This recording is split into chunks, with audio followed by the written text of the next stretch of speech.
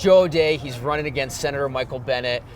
You're familiar with the Bennet family in one way, which is that you published an op-ed in the New York Times a few years back that Senator Michael Bennet, his brother, resigned after you published the op-ed. Tell us more about that, your thoughts on free speech. Have you ever talked to Michael Bennet about that entire situation? I've not talked to Michael Bennet about it. I have actually talked to his brother since then about it.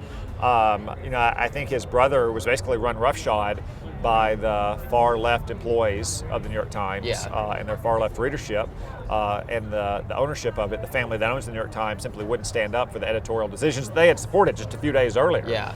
But it's just an example of the creeping kind of authoritarian mindset of the progressive left in America, whether it's in an institution like the New York Times or in corporate America that's trying to insert itself and substitute its judgment for elected officials, or in universities and colleges and big tech. Really the only places in America where conservatives can have a fair shake at getting their voices heard are in the elected parts of our government, the presidency, the Congress in Washington, our state legislatures, our governors in our states, and local government. And that's why it's so important that Coloradans get out and make sure their voice is heard.